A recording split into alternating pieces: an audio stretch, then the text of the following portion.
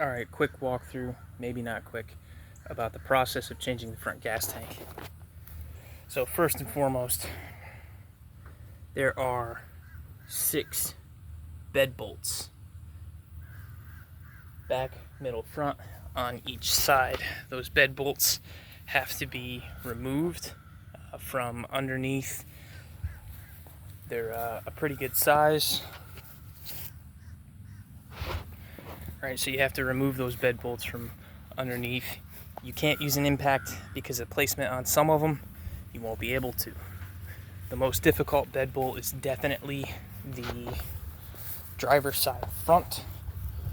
That driver's side front bed bolt, you have to get through all these wires and fuel lines without messing anything up. So after you have the bed bolts out, you have to disassemble your taillights. I put the bulbs back in. Talk about that in a minute. So you have to disassemble your taillights. You have to get this wiring put through the bed. Right? You fish it through this hole. Right? Once you have it through there, all the wiring is out.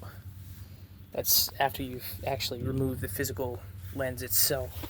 So you remove the lens itself, then you remove the bulbs, then you pass them all through. That way your wiring is no longer connected. Then you have to come over here, 3 screws on each of your filler necks. Then underneath you'll have a band that is on each filler neck that holds that filler neck to the bed. So at that point, once you've done your tail lights, you've done your filler necks, of course you got all your bed bolts, you're ready to lift the bed. However, before I could do that, during this process, the truck wouldn't start. Why wouldn't the truck start? Battery. My battery was 3 years old. It was dead. I had to get a new battery. Go to put the new battery in, the truck starts, we get the bed lifted off. Bed lifting. This is not the way I would recommend it. But I got the bed roped together, ratchet strapped to a tree, and it was a pain in the ass. During that process, nicked up my bumper, just paint. But anyway, back to the battery. Go to restart it to pull out. Doesn't start. Negative terminal. There was a crack in the cables right there that just was stopping her from getting good enough connection. Terminal ends have been changed multiple times on this truck. Bottom line is that your negative post on this type of battery is smaller, and you cannot get a smaller terminal, which is mind-blowing. Alright, so now that the truck runs and everything, it's time to get rid of the old gas tank. That means undoing strap bolt here and just under the cab there.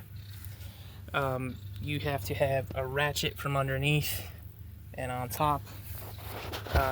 The one underneath the cab was set really bad. PB Blaster left it sit, hit it more. It was a nightmare to get out. Took me 3 hours probably. Just couldn't get on it. Slip off. Nightmare. Okay, so once that's done, you have to disconnect your fuel lines. So for the old gas tank, I disconnected these fuel lines. Just pop this clip off, a fuel disconnect tool, and then a pair of pliers, and it'll pull right out. Snipped this as close as I could to the pump, pulled this. Alright. So that's the old gas tank. Now the old gas tank was also full of fuel. I've still got to deal with that. Debating whether it's okay to use or not. So the gas tank also has the underside a plastic cover on the front of it that's meant to protect it from debris and stuff. I put it back on there. There's an argument that could cause future corrosion because it could hold moisture. However, with a brand new tank, the last tank made it since 1994, I think I'm going to be okay. Now, while this is going on, when I finally had the tank out, I went through and I used a nylon brush on a drill and took off anything that was on the frame that looked like it was bad, just rusty spots, cleaned it up as good as I can, and then I rattle can stuff. So as a quick and dirty rattle can job with just some Rust-Oleum. The point of it was to coat the frame so that it will hopefully not rust as much. Also, I'm hoping that it makes it easier to see what I'm doing under there when I need to get under there in the future. I did stop and try to clean this up a little bit, not much, but mostly just did the frame leaf springs. And I wiped these down with like Lysol wipes or something. So then it becomes time to put the new tank in. So I purchased the new tank. It is a Spectra, and I got it with the tank, the fuel pump, 2 straps, an all-in-one kit. That's the same thing that I previously did on this rear tank. This rear tank went in 2020. So did the same thing on the rear tank a few years back, and it's been 4 years, thousands and thousands of miles, and it's all good. So I just went with the same brand of tank. So when I go to put in the new tank, I had to fight these bolts again. It was easier getting up, but the problem is the straps. The straps that this ships with, the bolts that are holding your old straps, they're too large a shank diameter to go through the holes in the straps that ship with the tank. So I had to reuse my old straps. Fortunately, those straps are in good shape. When you're down here underneath, the straps here actually go... Sorry, I'm not used to looking through a lens. They actually go into like a little thing, and you turn them to the side and pull them out. My straps are still pretty good, but I live in Florida, and this don't see the beach. So, get the straps in, get that hung up. I wired the new pump. So it does ship with an adapter. You have to consult a chart and figure out your color and what it goes to on the truck's harness, because it is different. So mine was gray on the tank. Gray went to pink and black, solid black to solid black, black and white went to gray red, and purple went to yellow white. But it comes with a heat shrink, so you basically stuff the wires in, crimp them hard, heat shrink them. I also went crazy with electrical tape, just because I want to make sure, and I didn't trust my heat gun did a good enough job. Alright, so I got that wired. I went to put the filler neck back on. The fuel lines back on. The fuel lines inside have like a little ring with teeth so that it catches the raised ridge. The raised ridge right here, those teeth kind of pop over and it prevents it from backing out. I had bent teeth on mine, so I had to take those teeth out, get them straightened, clean up the inside of my fuel lines, and then get that back on. Then these were a bitch. In some of the videos you see, these clips naturally have a larger space at the bottom and they just pop right over. Had to fight that with a pair of pliers pretty hard to get that to pop back in. Alright, so at that point I have my fuel lines on. I am wired up. Vents. So this gasket right here that holds this vent in place on both tanks was no longer really good. This one had some dry rot cracking. That one was absolutely falling apart. It seemed like it was in okay shape when I had done the rear tank, but it was no longer. The problem there is that it is a discontinued OEM. The truck doesn't have that from a Ford dealer anymore. I called every auto parts store around, and after some Googling and stuff, that's what you're looking for. You need Dorman 926-820.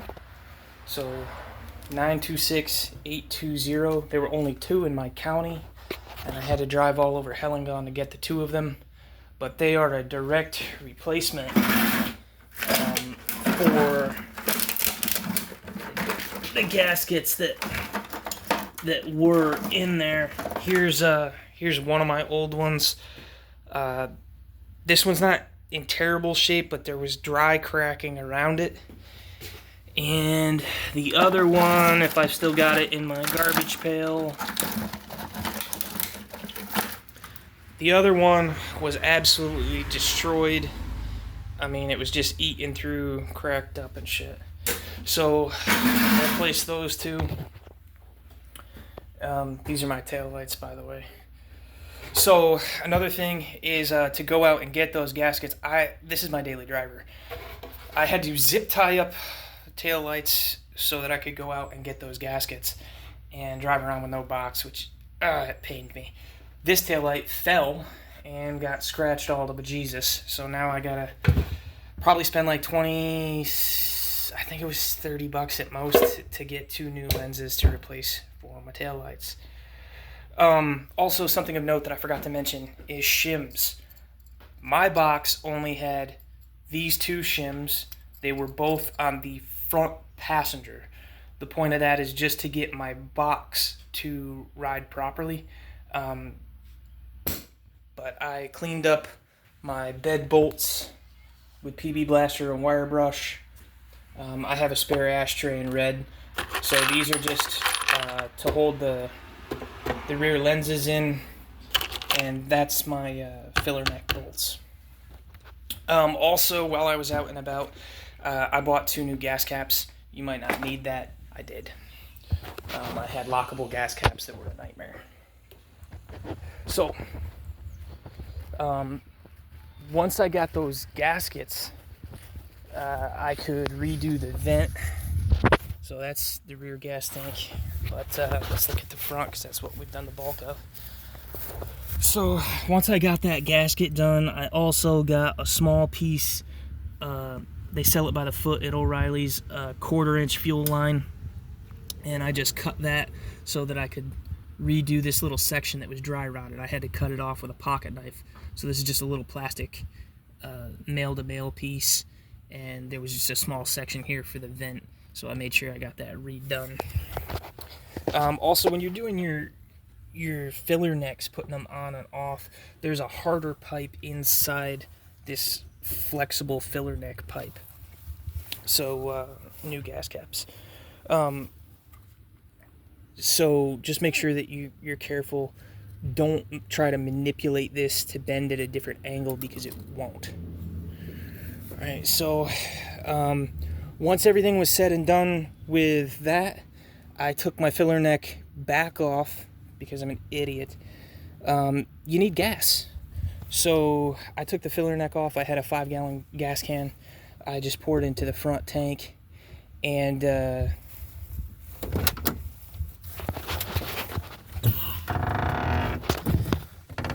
so now that I have the front tank all set, for those curious, 1994 bench seat.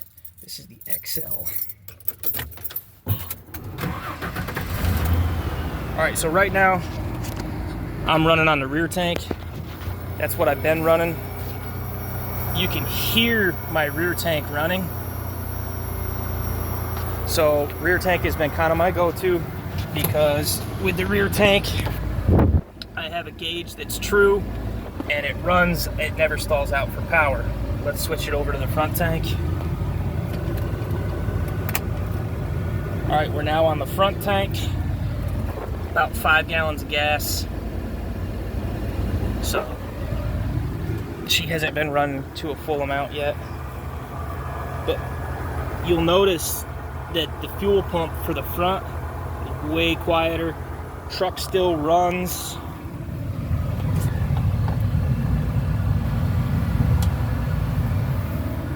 She runs up, no problems. So that means I've wired her correctly. Fuel is going well. The vent, I'm assuming, works. It don't really do shit. So gas tank runs. Now, if you've already got your bed off, you've already treated your frame with some paint, it might not be a bad idea to look at your bed wiring harness here. So I clean this up with some zip ties to keep this back against the frame better. So my wiring harness comes in here, and then this is for trailer lights that somebody cob jobbed at some point in the past. So it runs over here though for my brake and reverse, brake, reverse, turn signals. Those are gonna feed back up through the box. I have tied in here, I kind of did a shitty job some time back, but I had to redo my license plate lamps. So license plate lamps are a Dorman part you can get pretty easy, and I just wired these up with some zip ties through my license plate holes. I don't know if you can see through the license plate holes, just to keep them from flopping. I don't like loose wires hanging around and shit. So if you already have your bed off, you ought to get that done. Same thing goes with fuel lines, or rather the power for your fuel pump, the line for power. I just redid the zip ties here, and that way they're not dangling or anything. You can check and make sure that, you know, different electrical cables are out of the way as best as you can get them. The same with this. I didn't have my splice sitting on top. I don't want anything where the box, when it comes back, could potentially pinch it. That's something you got to be mindful of taking the box off too. Like this fuel line right here, I got a little spray paint on them. It has a small like spot where you can tell the bed bumped it, and it's fine, it's running fuel, doesn't leak, but you need to be mindful of that. So what's the next steps for me? I'm going to take these light bulbs out, and then I'm going to dangle my harness so that it's not up here in the way. Then right now I've got my bed bolts. I'm spray painting them black so that they'll match my bumper. I've previously painted my front and rear bumper as well as my grill, my grill, my headlight bezels, all like a flat black, just from Walmart. It sure beat the hell primer it was. So I'm painting my bed bolts up so that they'll hopefully look decent. Then I have to lift my box up high enough to back underneath. I don't think I can do it by myself. So right now I was using a plyo box from my home gym, and I was jacking this way up, but I can't balance the box while it's jacked up and also tighten my ratchet strap to get it higher. Because realistically, I need this thing to be much higher than it was coming off. Coming off, it was dangling and balanced kind of shitty, and that resulted in scratching up the rear bumper, which my rear bumper is nothing to write home about. It's bent and stuff. Not bad, but enough to bug me. So get that up high enough, come over. One thing that I keep forgetting things because I'm going out of order. This is off the cuff. Bed bolts. You need to remember what hole of the bed those bolts came out of. If I was doing this again, I would take a piece of cardboard and I would, kind of like I have these stuffed in here to paint, right? I would draw a picture of my fucking truck on the cardboard and stab the bed bolts through the respective place where they were on the truck bed. Because there are different shapes and lengths. So I have in the center squares, and those squares, there's 2 of them. So obviously that's going to be my center bolts. But I also have the rear and the front, which are oval. So I have 4 oval bolts. But amongst the oval bolts, that shank's oval on them, amongst them I have 2 long and I have 2 shorts. So now I have to try to figure out long bolts to the front or long bolts to the rear. And I gotta try to remember that when I put that on, I gotta get them shims in the front. So that's where I'm at so far. Definitely been a nightmare. So about, I'm ballparking here, like maybe $330 or so on the tank. Then I had to have a $200 and something battery. Then I had to disconnect, cut my cable for terminal, clean them up, reattach that. Then back over here, reused my old straps because the bolts didn't fit. Then I had to buy gaskets, $10 and change each, and difficult to locate. Then I had to have gas caps. Those gas caps were $10 and change each. For parts, while I was doing it, I wanted to, you're going to have a deep well to get the bed bolts off. I used them for the strap hanger as well, but the bed bolts, you're going to need a deep well metric. So I had to go buy deep well metrics on a 1/2-inch drive. Then I had to have a 1/2-inch extension. You're also definitely going to need, for this bed bolt, you're going to need the 1/2-inch deep well. You're going to need an angled knuckle. You're going to need an extension, and hopefully all in the 1/2-inch drive so you can get some real power on it. And it wouldn't hurt to use PB Blaster as well, depending on how set they might be. So I had to go buy all that. You're going to need a decent set of pliers. Even with these screwdriver pop off, then the fuel disconnect tool, you're going to want to kind of grab it with pliers and give it a little wiggle, and then it'll come out better. So pliers could be handy. You're going to need flathead screwdriver or something. I just put a flat bit on like a DeWalt impact and zipped that off and took the whole filler neck off. But you're going to need that as well. If you're going to be in here, nylon cup brush to kind of get the bulk of the dirt off the frame before you're spray painting. Then you're going to need some of these black zip ties, just, you know, whatever hyper tough crap from Walmart. You're liable to break light bulbs. I managed to get away without it, but we'll see how it goes from here. So you might need those as well. Obviously, you're going to need other tools that I didn't mention. You're going to need probably a set of wire strippers, wire dikes. You're going to need electrical tape. You're going to need maybe a heat gun,